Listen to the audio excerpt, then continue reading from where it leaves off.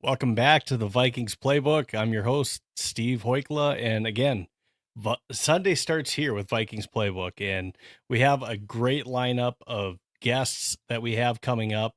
And if you haven't checked out our social media and you're not already following us, please go ahead on X. You can follow us at Vikings Playbook.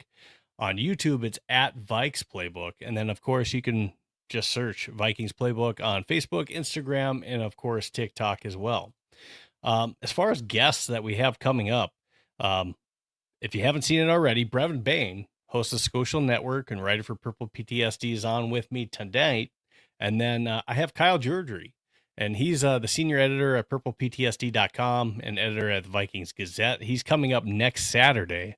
And I'm actually doing the interview this Wednesday, and pretty exciting stuff. But I have Chuck Foreman, legendary Vikings running back.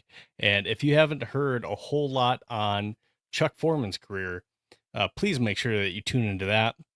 That's going to be Saturday, February 28th. And that's actually going to be a sit-down interview that I'm going to be doing with Chuck Foreman on a topic that, in talking to him, has not really ever been covered with him. So I'm really excited to do this. I hit the road to meet him in person, and I can't thank Skol Marketing enough for allowing me to use their studios to do this interview. So I'm really excited, and that will debut, like I said, Saturday, February 28th, regular time at 9 p.m. CST. So make sure that you go ahead and check that out. Again, Brevan Bane, he's my guest tonight. If you haven't already followed Brev, he does a Skolcial Network, great podcast that he's revving right back up again. Make sure that you follow him at Brev Bane. So Brevan Bane on X, at Vikes Now, because he does Vikes Now as well. And then at Skolcial Network. So he's a writer for PurplePTSD as well with me, and at Heavy Sports. So with that, I'm going to go ahead and welcome to the stage Brevan Bane. Brev, how are we doing? I'm doing great. Thank you very much for having me tonight. I'm really excited to get into the stuff that we're going to talk about tonight. Yeah, and I think a lot of people are really excited to have the Skolcial Network back. You did your first welcome back episode just last week, mm-hmm. And I think a lot of people are just excited to see you back.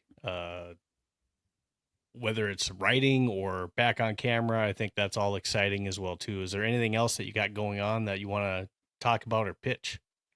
No, that's about it. The Skolcial Network, Vikes Now, writing on PurplePTSD and Heavy.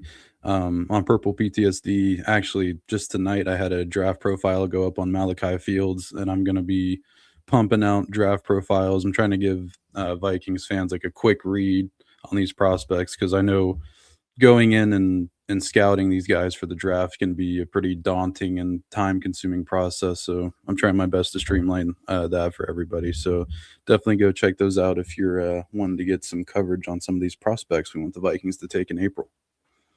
Absolutely. And if you have questions for Brevan Bane or myself during this podcast, make sure that if you're on X or you're on YouTube following us, go ahead and throw those questions or comments on there, and we'll go ahead and try to answer it live best that we possibly can. So definitely appreciate that. And Bob Swede, thanks for the live. Appreciate you joining us. And Jackson, awesome. Thank you for joining us as well tonight.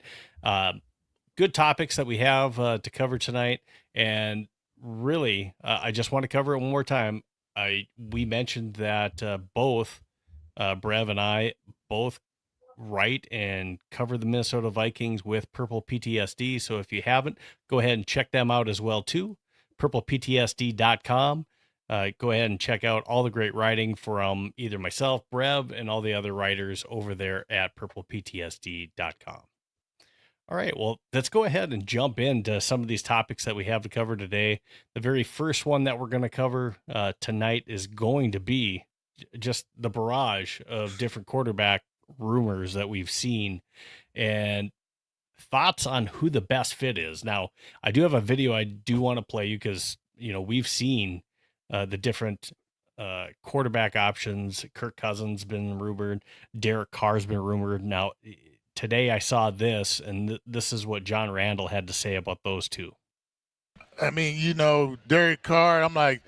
I'm not a big fan of Derek Carr. I'm sorry.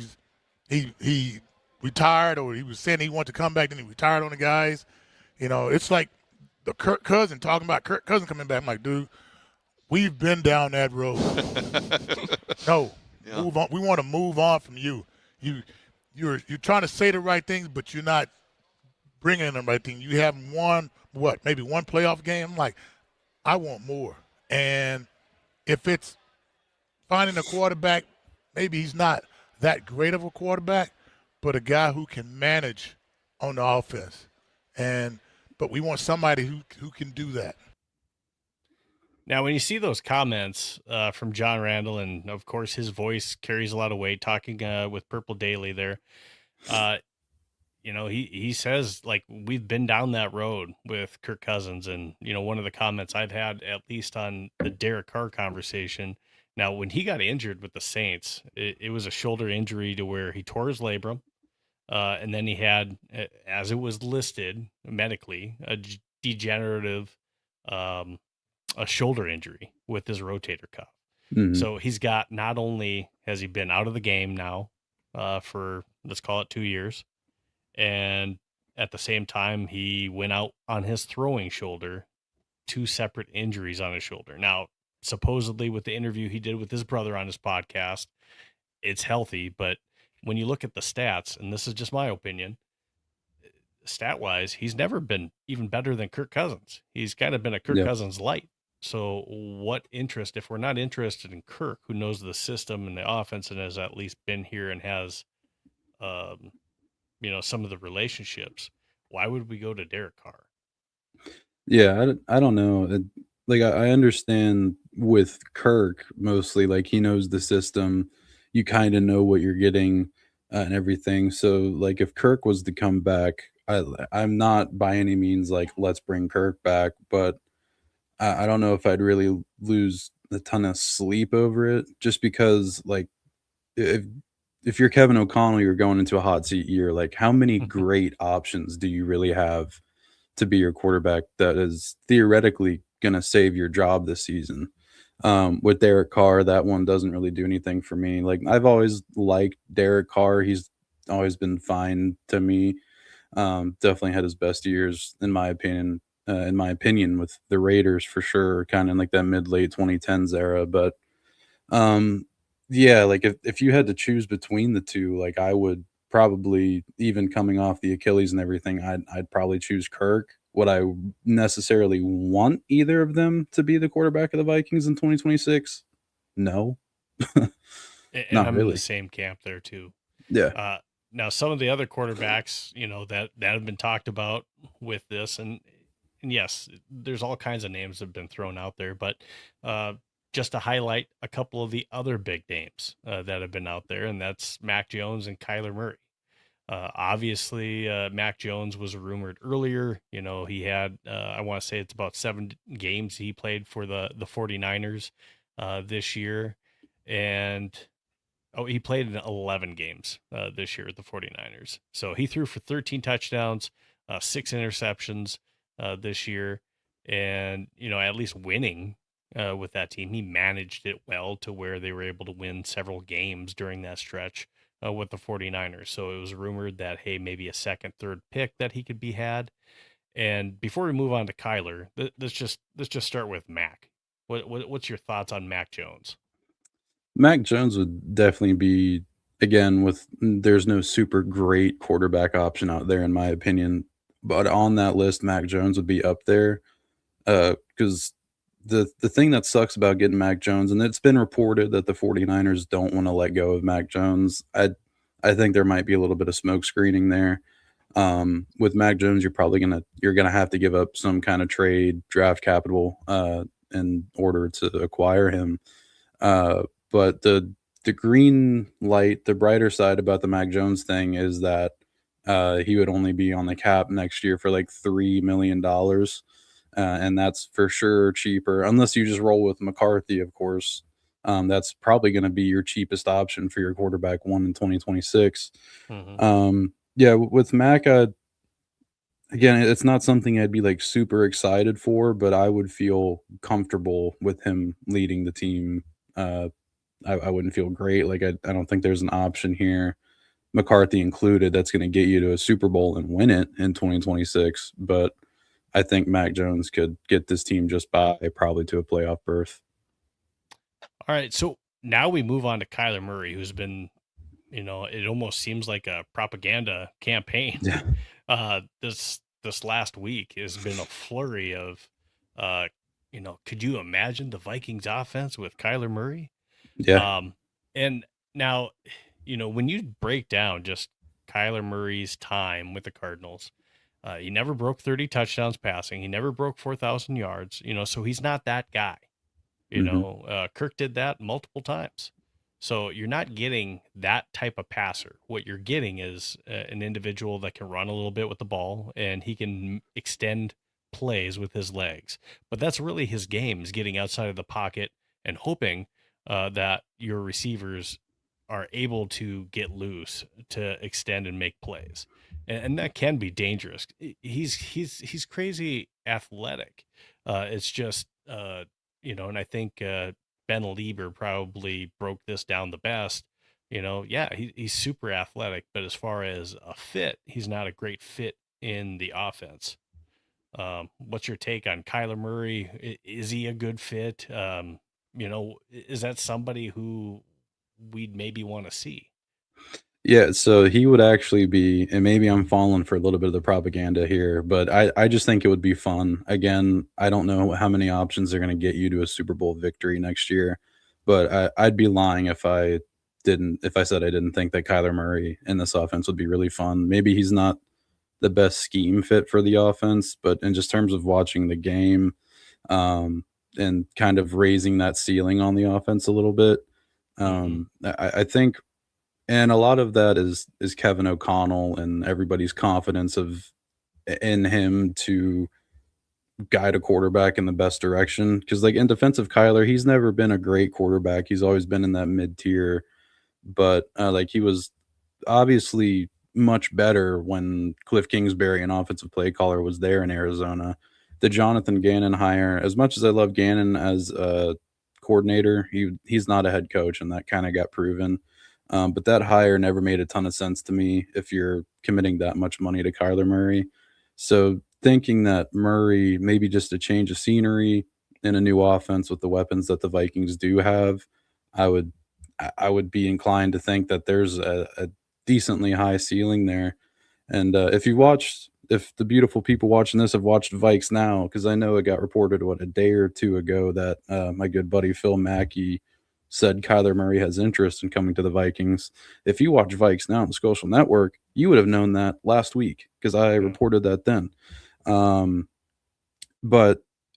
I think what a lot of people are getting hung up on with Kyler Murray is the contract and the trade that you'd have to make, and rightfully so. If you trade for Murray, I think it's a $36.4 million cap hit or something. You can trade for him and restructure that contract to not be as like completely lethal to your 2026 cap room. And also, we're probably not talking about trading a first, a second, or maybe even a third round pick for Murray. We're talking about a day 3 pick this year and next year, maybe. So they want to get the money off the books too. Exactly, yeah. So the expense that the Vikings are paying is not nearly as detrimental as you would be inclined to believe before you dig into the numbers. I think I'm, like you said, like he would be fun to put in there because, again, some of his athleticism, you don't know what's going to happen. Yep. On a given play, because he can make things happen that shouldn't happen on a play because of his athleticism and what he can do with his legs. Now, and he's really good throwing on the run. That is his game. I think I'm more inclined to be on the Kyler Murray train, if you will, if they cut him. But the word that we're getting is, that they're looking to trade him, and just like, what is that price tag on top of the money? And then if you do take on Kyler, it's not a 1-year deal. It's not a competition in camp. He's the guy. Yep. If you trade for him, if you bring him in, he's the guy. And how long are we committing to him? That's the only question and potential issue I have, because he just got beat out by a journeyman backup, Jacoby Brissett, on the Cardinals. So what does that tell you too? So Exactly. that is a concern. Some of the other comments we have out here, and Jake Anderson says, give me Trubisky and Mariota. I'd be fine with Cousins Carr. This is JJ's team this year, and yes, he needs to be pushed, but unless you're getting a clear upgrade, that could take you deep. Lean into JJ. Your thoughts on that? Oh yeah, I kind of agree, because there's like 5 quarterbacks maybe that you'd come in and would assume be the starter over McCarthy, and it's basically the quarterbacks we're talking about and Aaron Rodgers. As far as bringing in the backup, if you're going to lean into JJ, which is a very real possibility, don't forget Rodgers. It's a real possibility that the Vikings are going to lean into JJ. In that case, it's not that popular, but I wrote about it for Heavy earlier today, and Ben Gosling of the Minnesota Star Tribune reported that there's real interest in just bringing Carson Wentz back, and that is kind of like a whoa, Carson Wentz. But I'm kind of like, I mean, he knows the system. He's here. I would bet on Wentz not having another horrible shoulder injury, and he moved the ball for the most part down the field when he was here. Yeah, when he was healthy. Yeah, I mean, and I don't think Justin Jefferson hated the connection that he was having with him either. I do want to thank Barber Fade Up. Hey, thanks for checking in tonight, Jake. Like I said too. Barber also says Rodgers staying with his coach for old time's sake. Yeah, I mean, I don't know why you wouldn't run it back with the Steelers rather than trying to make something weird happen here in Minnesota. If I'm Rodgers, if you are going to play another year.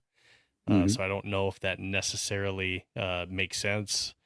Bob says, I'd love to see Rodgers stick it to the pack. Yep. Yeah, we all love that, right? It's just trying to find what legitimately is the right fit. And there's a lot of individuals, especially social media. It feels like, and I'm definitely not trying to get into politics on here, but it almost seems like that as far as JJ McCarthy goes, it almost seems like it's a Democrat Republican type thing. You have to either be all the way one way or the other for him. And this is where I'm at with JJ McCarthy. He's played 10 games. He had a few weeks where he showed that, hey, maybe we're on the right track as long as we don't try to put him in a box and we actually play call towards his strengths. Hey, maybe we got something there. That's all I'm saying. As far as the free agents that are out there, in the case that some people want to make, as far as like all these other guys are better than JJ, and you're not wrong. They are better than JJ right now because he's only played 10 games and the kid's only 22. Yes, they're all better than him.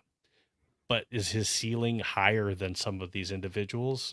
And I would frankly say we don't know. We don't know. And that's the thing is, you're going to go through some of this and people are saying, well, this isn't normal growing pains. There were some pretty heavy growing pains last year for the Bears. Yep. They were calling for the backup quarterback. And this year, they're loving life. So I'm not saying that's what he's going to be because we just don't know. So that is the decision that KOC has, and it's a big one. And we'll get to the KOC piece of this, but can JJ McCarthy win over doubters? Even let's just say he is the starter. Let's just say he continues on the trajectory of playing well. Is this like a Republican Democrat type thing to where just like, I've already committed to hating JJ, or loving JJ. So whether he plays bad or good, I can't like him or hate him because I've already picked my side. It seems like that's what Vikings Twitter is doing. And I find that ridiculous. Now, you can have a take on him. Like, I can admit that, I'm not a JJ, lover, but I want to see him do well because he's the quarterback for our team right now. So I absolutely want to see the kid play well if he's going to be our quarterback.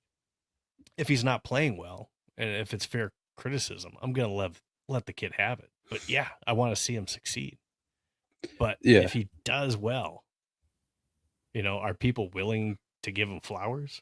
And then at the same time, if he doesn't, are the people that, are all about JJ, are they willing to admit, hey, it's time to move on? Yeah, the unfortunate reality that the Vikings now face is that that bar, at least from even like going past the McCarthy versus non-McCarthy within the fan base, even at large, like with media, with all the NFL, like Twitter, everybody on there, the bar is now the Super Bowl because Sam Darnold just hoisted the Lombardi Trophy, last Sunday. So it I understand why that's the sentiment. I understand why that's the sentiment. It's not as black and white as that to me because I don't know if Sam Darnold is on the Vikings in 2025. Like I don't feel comfortable saying like the Vikings for sure would have won the Super Bowl because that's just not Right. how it works. But unfortunately, for those that are dead set against JJ McCarthy, that's going to be the sentiment was, well, we let Darnold walk and year one, he just won a Super Bowl. So at that point, it might be like at the absolute least, like a deep playoff run where he plays well and isn't carried by like Brian Flores' defense. If he's making game winning throws deep playoff run, we can start to talk about it. But the bar is now, because Sam Darnold won the Super Bowl, for everybody to kind of be in agreement. It is the Super Bowl, like a Super Bowl win, in my opinion. Yeah. And with JJ McCarthy, when we talk about him, I don't think that has to be a love-hate thing. Let's just look at him for what he is. Yep. He's a young kid trying to figure it out. And to me, like, hey, it's been 2 years. We now have 2 years of injuries. To me, 3 things that can't happen this year. One, you got to stay healthy. If you can't stay healthy, then I think at that point, we can now start to make the decision that, you're just one of those individuals that can't stay healthy for us. We got to move on. We got to have you on the field. The second thing, we have to continue to see him improve game by game. I'm not saying he can't have bad games, but bigger picture in the overall format, if he's the starter, we have to be able to see that he's continuing to improve, to get better, and that, hey, there's a future with him. If that's not happening, we need to be able to pivot. Now, with that being said, some of the big things that we didn't see from JJ McCarthy, and maybe we did at times, but you got to be accurate. We got to be able to extend drives. You talked about the defense and supporting the defense. The biggest thing that we can do in supporting the run game is some of the stats we've seen with how effective Jordan Mason was on big plays. We got to be able to run the ball, and we can't run the ball if we're not extending the drives. And some of this is, a combination of JJ McCarthy. He only played 10 of those games, but some of that is JJ McCarthy. Some of that is, hopefully we're healthier on the offensive line. And some of that is play calling by KOC, running the ball in obvious run situations, Yeah. So, there's a combination of, there's plenty of fault to go around, but, above average quarterback play can cover up a lot of those different mistakes. And that's where, if JJ is the guy, he's got to be able to do that.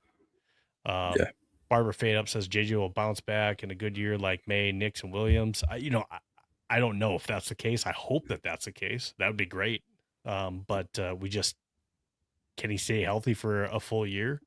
Or is it just going to be, we see 4 games where, man, that looked good, and then a nagging injury keeps him out of 2-3 games. And then we got to go back to try to working him back in. We just can't have any of that for this year. Can't. Yeah, and I'm glad you touched on the run game a bit too, because it's not even, I mean, obviously at all times of the season, there's going to be times where a team can't run the ball, but the Vikings in 2025 had like the 12th best success rate when running the ball, which just means like it was a good run play. It was positive. It was positive on the game flow and everything, but they just didn't do it enough. They were like bottom 5, bottom 6 in terms of frequency. And like you said, some of that is play calling, the 3rd and 4th situations, especially before the last stint of McCarthy over those last couple weeks was just god awful, for lack of a better term.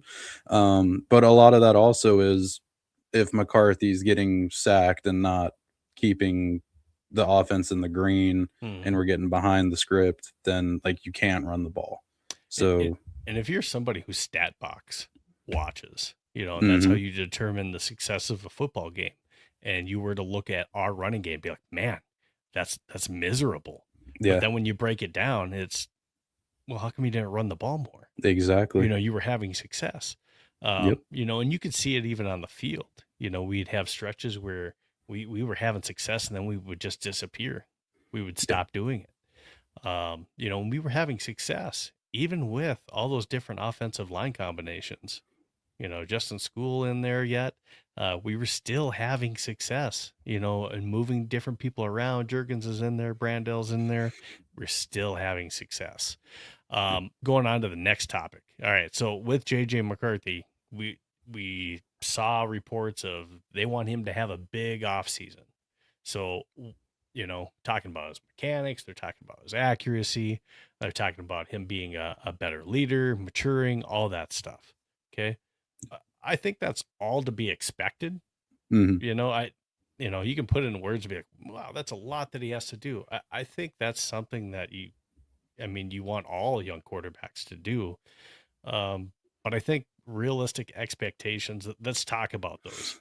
What do you want to see in this offseason? I mean, other than, JJ getting with Justin Jefferson, Addison, and throwing the ball around, realistic expectations as far as when he comes into camp, what do you want to see? I mean, he almost, and I think like his leadership qualities honestly are great to the point where he talks too much. Because he seems like a very natural leader, but when he starts going up to the podium and he's like, yeah, that wasn't JJ McCarthy, that was 9. Or when he's doing the gritty into the end zone, which was awesome, to be fair. He's like, yeah, coach told me not to do it, but I still did it. It's like, dude, come on. Like, I love you, but I want, and I don't know how much we'll be able to see this. He's going to say all the right things, hopefully, in his pressers during this offseason. But I really want to see him understand the gravity of what's happening here, because even I would be willing to bet that JJ McCarthy is still the long-term vision for this team. It's like, even if unless they get like Kyler or somebody on a little bit on the younger side, but especially if they go with Kirk, if they go with Derek Carr, if they go with Aaron, like those are guys that at the absolute like asteroid is coming to hit Earth, they'll play for 2 years. Any one of those 3 seems like just a year-long deal. And then you roll with McCarthy after that. But I really want him to understand the gravity of his situation here. And that's a lot to ask of I think he just turned 23 last month. That's a ton to ask of that kid. But you picked him at 10th overall. Yeah, like this decision for the Vikings quarterback going forward is not being made this offseason. It was made that April 9th, 2024, when you took him with the 10th overall pick. And you traded up. Exactly. You traded up because you wanted to make sure to get him. And that's what I struggle with is, we traded up even in the first round. So because we did that and, are we at least the fan base, we have a section of the fan base that's ready to move on after 10 games. Yeah. It seems like we're split in half right now. That's where I struggle a little bit. Now, I would probably be okay because I think it's fair to say that he wasn't ready to start last year. Let's just say that Kirk were to come in. Yeah. If it was just for a year to help mentor and then we go back and maybe it's a JJ show. He's shown enough in camp, that kind of thing after, 2 off seasons type of deal. Maybe there's something there. I'd be okay with that too if that's the case. I don't know if I am saying, hey, this team's a Mac Jones away. Like you said, Kyler Murray is probably the best option out of that just because he can make things happen with his legs. Whether that's also buy time for a Justin Jefferson or Jordan Addison to run a secondary route and get open, and magic can happen where nobody was open, but he found time so somebody could get open. That could be the thing. But I still struggle with we spent a first round draft pick and we're gonna move on after 10 games. That's the part I struggle with, and I know that KOC had part of that. We passed on Sam, to make that decision. So if you were willing to pass on Sam, why are we going to give up after 10 games? That makes that decision even worse, in my opinion. Jake Anderson says KOC and JJ will either succeed or fail together, in my opinion. What you know is that JJ has a growth mindset and will work his ass off this offseason. I love the moxie and competitiveness, even if it was cringy. I hate the 9 stuff, by the way. JJ is built for I get what he's doing. I just, obviously, you hate that, right? JJ is built for a strong run game, play action, rollouts. Agreed. And bigger personnel. KOC needs to meet him in the middle, hoping Frank Smith can talk some sense in him. We can sign Breece Hall in free agency. Yeah, we'll see what that looks like as well, too. There's, Travis Etienne's out there. That's another option, and he can run and pass catch. Breece Hall's in there, too. Out of the two of them, I'm not sure which one I like better, but yeah, there's some different options there in the offseason.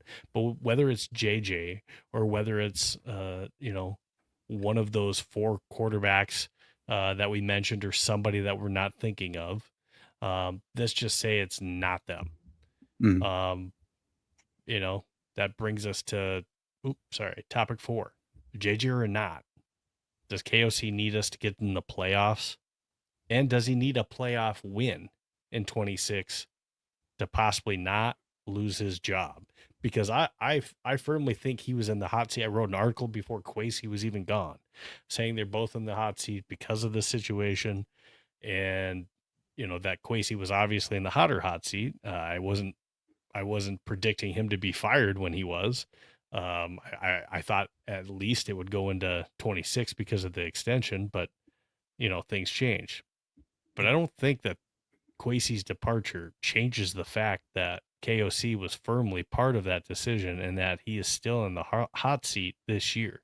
So whether he sticks with JJ and proves that, hey, I can mentor him, and I think if JJ has a good season and they just make the playoffs, don't win, but they make the playoffs, and you see like, hey, maybe the future is bright.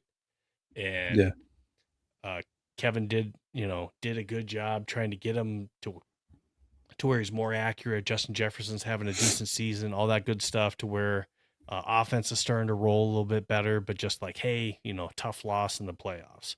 I could see him staying. Now, if that doesn't happen, obviously, and you roll with JJ, I think it's hard that he stays.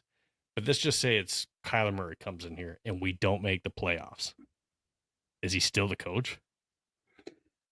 I don't know about that. You made a good point. If it's something where like a Kyler Murray or a quote unquote proven veteran quarterback comes in here and you fall flat on your face, like even if you're just outside the play, you're like this year and we're the first team out.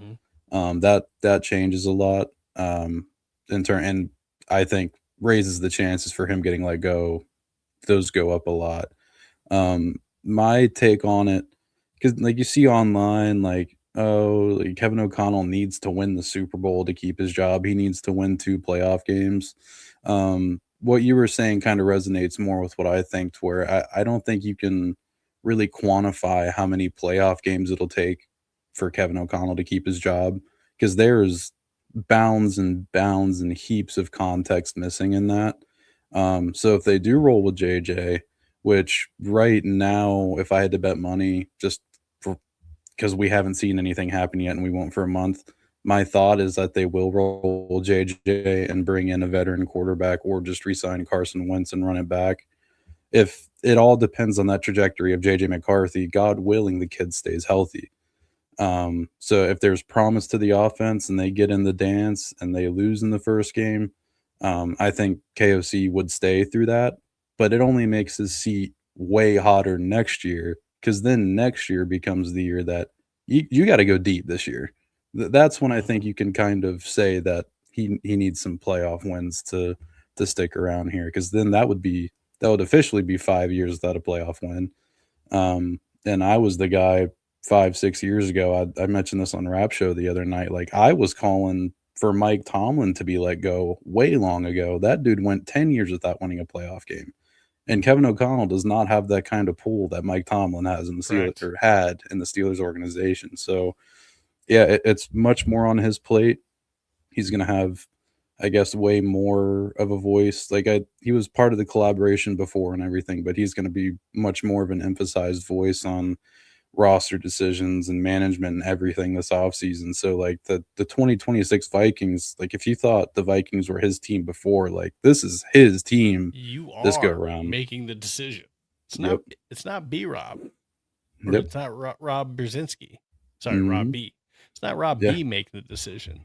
You know, KOC is firmly making the decision on who's going to be the quarterback of this team going into 26. All right, I don't know if you're ready for this, but we're going to go ahead and play a little game.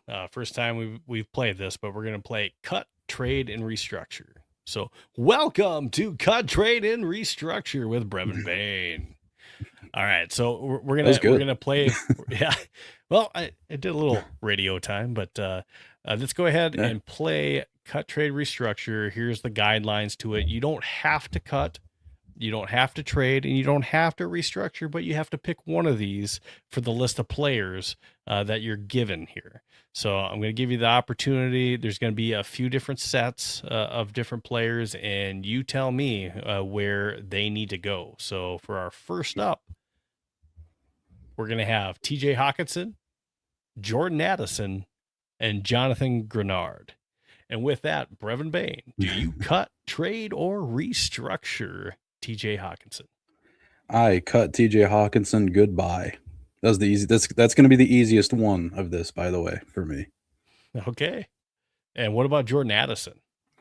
He's in his fifth year. We can do the fifth year option. So they're, you know, let's call that one a restructure if you decided to do that. You know, are we going to stay and pick up that fifth year of the rookie contract, or are we going to cut or trade? For Addison, Jordan Addison. Yeah, no. I can see the Viking. I wouldn't be against the Vikings trading Jordan Addison, but for next year having to be a competitive year, I'm going to go ahead. I think they have by May 1st to pick up the fifth year. So say for Addison, they'll pick up that fifth year and roll with them. I agree with you. And with this, you know, we just got done talking about KOC probably on the hot seat, right? Are you going to get rid of Jordan Addison in a season where you need to win games? I don't see him wanting to do that. I definitely don't.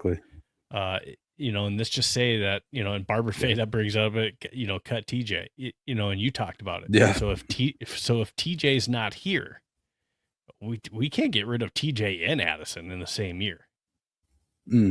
I think that would be a really bare covered at that point. So that would be really tough. So Jonathan Grenard, cut, trade, or restructure? I see him come up a lot in trade talks. If you want to buy in on Dallas Turner, who started to look good at the end of last year. Jonathan Grenard, if I had to do one of those three, it would be trade to a team like Cincy and get some day 2 draft capital if we can't get out of them. And I think that's one I can buy off on. You know, you saw a little bit more of the emergence of Dallas Turner. And of course, we got Andrew Van Ginkel, and I could see us potentially, you know, we'll see what happens in the draft, the way that things fall. But I could see us possibly picking up somebody in the draft as well, too, not just on the defensive tackle position, but possibly on the defensive end position to strengthen that position even more, and possibly get some more draft capital from Jonathan Grenard. Plus, it also eases up our salary cap situation all at the same time, and we get a little bit younger on this team. All right, on to the next set. We have Brian O'Neill, Javon Hargrave, and Eric Wilson. Brevan Bane, Brian O'Neill. Do we cut, trade, or restructure? Brian O'Neill. See, I think he's a extension candidate. So I'm cool with go ahead and I guess restructuring, for lack of a better term, going ahead because you can extend and restructure him. So he's been playing a little bit banged up, but I'd go with restructure for Brian. I totally agree with that. Brian has probably been our most solid, for sure on the offensive line, but he's been our most solid player, maybe on offense, Yeah. other than Justin Jefferson, over a stretch of years, last 5-6 years. He's been a really solid individual and piece to this offense. All right, so Javon Hargrave. So, there was talk, he didn't have a terrible season, and I think this is one of those to where, it wasn't so awful where you have to get rid of him, but he's definitely carries a big cap number. And I told you that I'd pick this up for you as well too. So he's carrying a $21.4 million cap hit. So if we did decide to cut him pre-June 1st, we save almost million. 11 mil. Yep. Yeah, we're gonna go ahead and do that. Yeah, I agree with you. I don't think he wasn't awful. He's just not worth that money whatsoever. So I'd definitely be cool with just letting him walk. And Barber Fade Up definitely agrees with you on Grenard, trade and draft younger for depth. So he's kind of on the same page that both of us were at. And then Eric Wilson. Eric Wilson was a late add to this team, veteran who's been here before. And he comes back on this team and possibly has one of the more outstanding performances of anyone on the defense. And it was just remarkable. Other than Jalen Redmond, Eric Wilson was probably our best defensive player last year. Yeah, since I restructured Brian and cut Javon, I guess I got to go trade for Eric Wilson here. I mean, I'd like to see the Vikings give him like you a don't 1 have or 2 to years. trade. Oh, I don't have to. Oh, you don't have to trade. Okay, we'll give him an extension. He's a weird one. I don't know how much he'd be asking for in terms of an extension, but he's definitely somebody I'd love to keep around. Yeah, and Eric Wilson, I think he's one where he's going to have more teams that are probably willing to pay him. So we are going to have to pay him a little bit more money than we probably want to keep him. But with, maybe not a whole lot of depth in the linebacker position, and, the draft didn't work out for us last year with Kobe King, you almost have to bring him back unless we have someone else that we're going to try to plug into that position. Yeah, it's going to be a tough one there. Ivan Pace is a restricted free agent too, and Eric Wilson took his job. Correct. So yeah, both of them could be gone this year. So I definitely think this team has to get out in front of the Eric Wilson sweepstakes, if you will. Yeah. All right, so let's jump on to our last one. We got Aaron Jones, Jonathan Allen, and Justin Skule. And with the Aaron Jones piece, I think we've all heard that, in many of the mock drafts that we've seen, there's a lot of individuals that are trying to pick up a running back typically in that third round, I think, in a lot of mock drafts that I've seen. Yeah, it would definitely go ahead and cut Aaron Jones. I forgot the exact number that he saves you, but I think it's in the 6-7 million. So it's 7.7 million is roughly where you're going to save, because he has a 14.5 cap hit. So we take 6.8 mil in dead money. But again, we save 7.7 if we cut him pre-June 1st. Okay, so we're going to cut Aaron Jones is what I'm getting. Thank you. Okay. Yeah. So Aaron thank you Jones, for your contribution. Absolutely. And he's been a good teammate. He absolutely has. Yeah. Jonathan Allen. So Jonathan Allen came into this team last year, and, I would say, so there was talk of, which one played, because him and Hargrave both came in, and I honestly think Hargrave has made the bigger impact than Jonathan Allen, although Jonathan Allen's contract makes him a little bit more difficult to do something with. When we take a look at the over the cap numbers for $4 million, Jonathan Allen, where is it? I did have it pulled up. I think we save $4 million if we do it pre-June 1st. Yeah, it's not good. It's not favorable for us to do something with him this year. Sorry, it's 6.5 million. We would eat 17.3 dead money. So he's got a 23.8 hit, and that's the difference between Javon Hargrave and him. If you're going to cut somebody, is just we're lopsided with Jonathan Allen. versus Javon Hargrave. So even though Javon probably played better and maybe is the one that we'd probably maybe rather keep, contract wise, we're in a sticky situation with Jonathan Allen. Yeah, with Allen, and it's just like you mentioned. Oh, sorry. I was just gonna say I'd restructure him. Yeah, I'd restructure Allen because I don't think anybody's coming trading for him. So restructure, I don't know what that would look like, but I think you need to keep one of those two. And just like you said, with the contract lopsidedness, it makes sense to keep Allen. Yeah, absolutely. So now we move on to Justin School. And, yeah, he was not a fan favorite for most of the year with anybody. But later on the season, I think he got better as the season went. But as far as depth goes, do we re-sign Justin School? Do we cut him? He's not a trade candidate by any means. So you really have the options of cutting or re-signing or restructuring Justin School. So what do we do with an individual like that? He started to play better. We have issues at depth. Hopefully we don't have the mess that we did last year. Do we look for someone new in the draft, or do we look at somebody new in free agency? He's one of those guys where I'm fine with restructuring or extending him to where, like, even if it's something where you don't sign him before free agency starts, but you let him go out, see what teams are offering these depth tackles. But he's one of those guys where if he signs with the Vikings, my face is going to stay blank. If he signs with another team, my face is also going to stay blank. So he's obviously not that good, but for a depth tackle, like, I don't want to get forced into paying a lot of money for a depth tackle. That's kind of where I'm at. Yeah, I think you bring him into camp until you have a solution of somebody better, at least at the tackle position. That is one of the spots that I've been looking at later in the draft because we have other priority needs right now. You're hoping Darisaw can be a healthier version of himself here this next year. But I think that we would be making a big mistake by not picking up a tackle somewhere in this draft. Yeah. All right. Well, that's all I have for cut, trade, and restructure.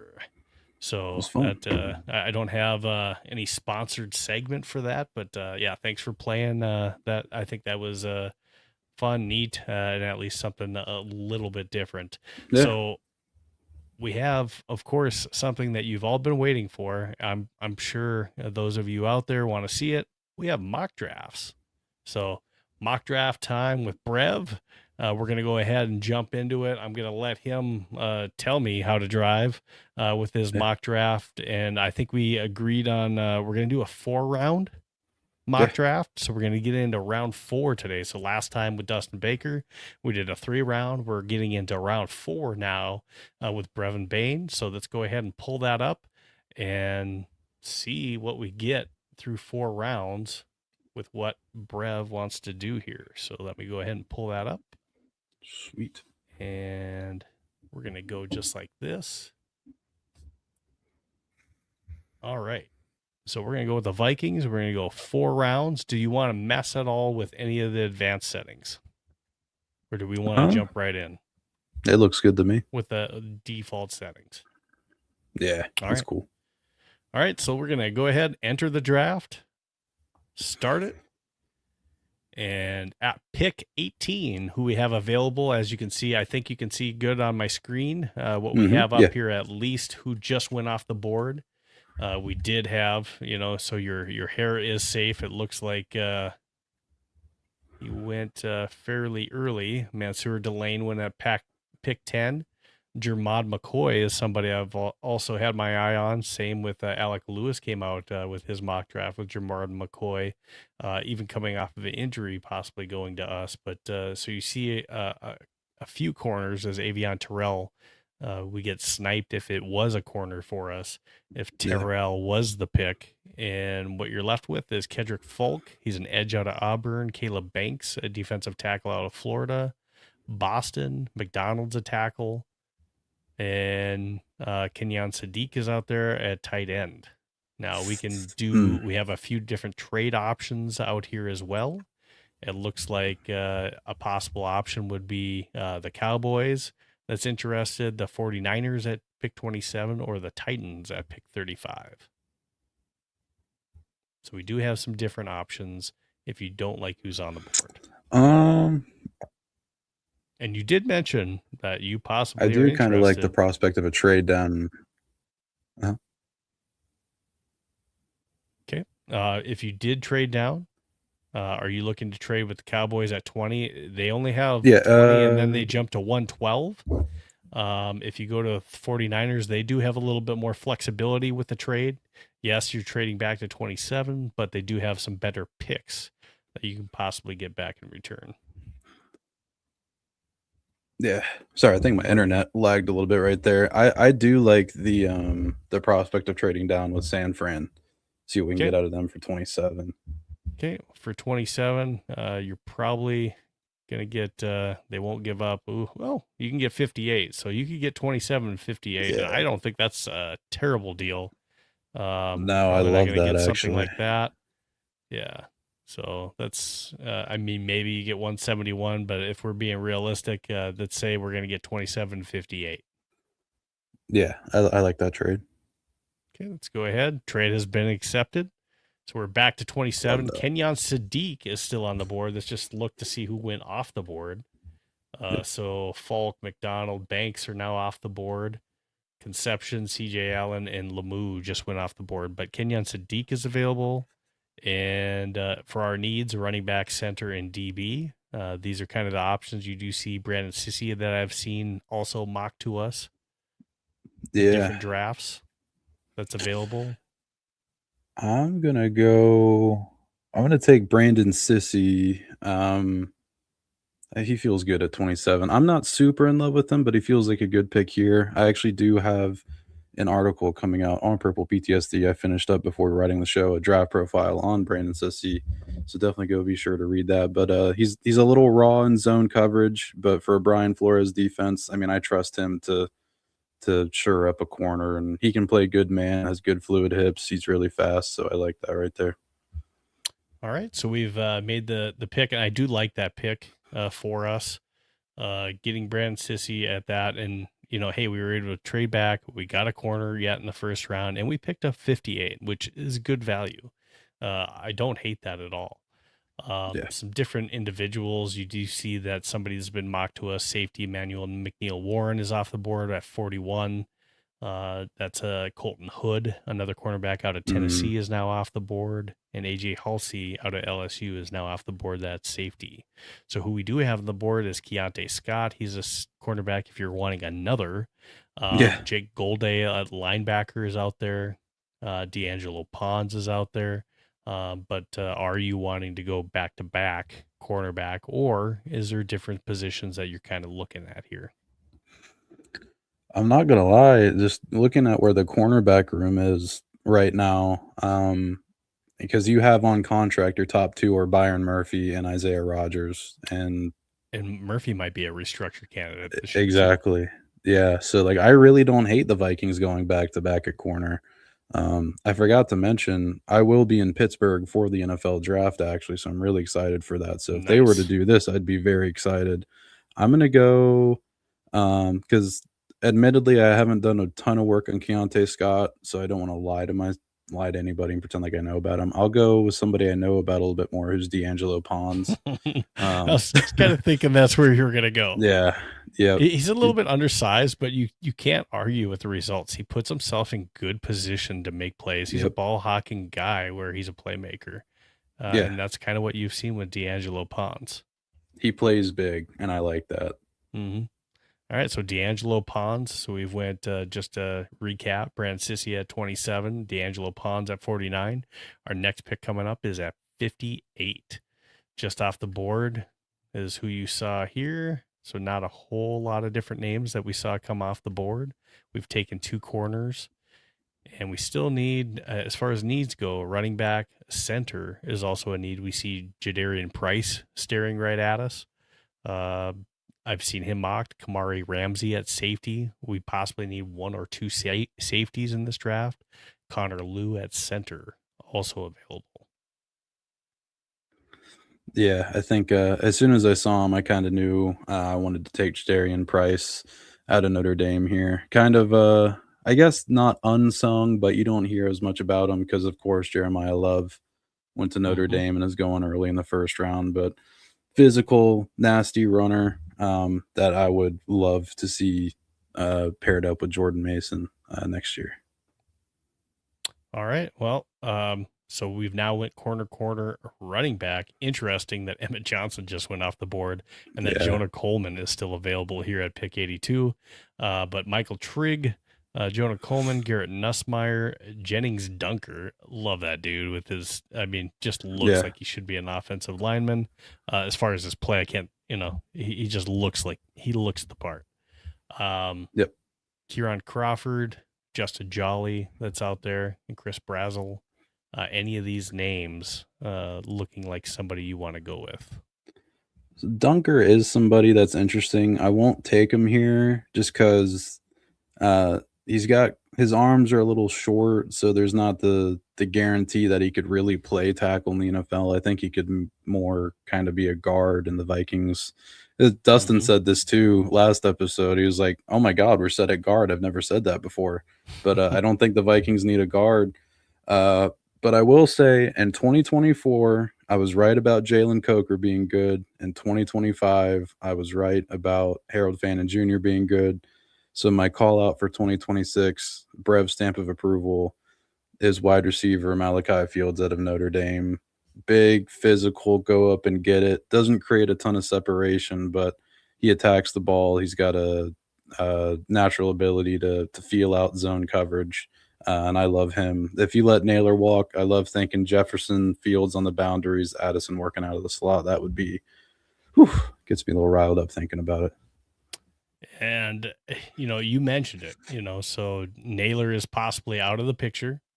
So that is something to take into consideration with Naylor not there. And is Ty Felton able to step up to be the number 3 with this pick? Basically that says, no. Malachi Fields is going to be our new number 3, possibly an eventual number 2 for us. And now we go to pick 97. Again, Sissy, Pons, Price, and Fields is who you picked. And honestly, not a bad draft so far. So we get to 97 now. And you got Garrett Nussmeier, Jacob Rodriguez at linebacker, Genesis Smith. We still have safety needs yet in this draft.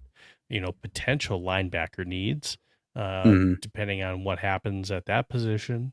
So those are potential needs that are staring at the face. Maybe a tight end if TJ Hawkinson is no longer with this team.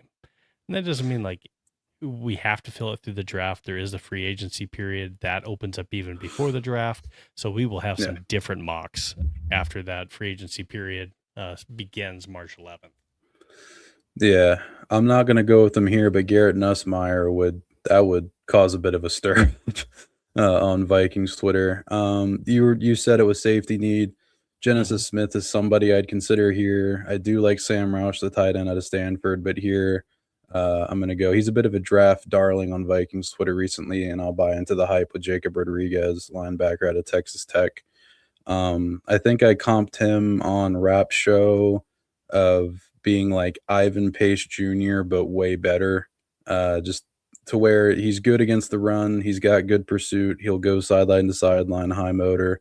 You just don't want to deploy him in pass coverage too much. But I like the ceiling of Rodriguez kind of being that potential off-ball linebacker of the future. I think I got to check. Do we not have a fourth rounder? Did we get rid of our 4th round pick? We might have. I thought we had pick one something. Like one, we did too, but 110 or something. Either that or somehow I didn't click something. But regardless, this is who we have for our draft from Brevan Bane. So we did a trade back right away. We traded back from 18 to 27 with the 49ers. We got 58 included with 27. Drafted cornerback Brand Sissy out of South Carolina. got a B+ for that. It came right back with another corner, D'Angelo Pons out of Indiana, big playmaker with that national championship team. And then going back to back with Notre Dame picks at 58 with Jadarian Price. Yes, he's the backup running back to Jeremiah Love, but he averages like 6 yards a carry as well too. And then wide receiver Malachi Fields out of Notre Dame. Get a C+ grade with that, but I think that's based off of who we currently have on our roster, and it's not looking at hey, Naylor might be gone, Addison might be gone here in the future, and not seeing that as a necessary need. So you can't really look at that grade necessarily and say that's right. Same thing with the Price grade here too, because it's still saying that hey, we still have Aaron Jones signed onto this team. Round 3, 97, we took Jacob Rodriguez at linebacker, and that's a B grade there too. I do like that because we're probably going to have a hole there. So that is a position where that individual is going to be asked to probably have some playing time. So picking up somebody in round 3, I think that's expected to be a starter. So I do like that pick. So how are you feeling about your draft, Brad? I feel good. I mean, the hallmark of this draft, and I've been saying it for a little while now, like the Vikings outside of Jalen Redmond, thank you, Barber.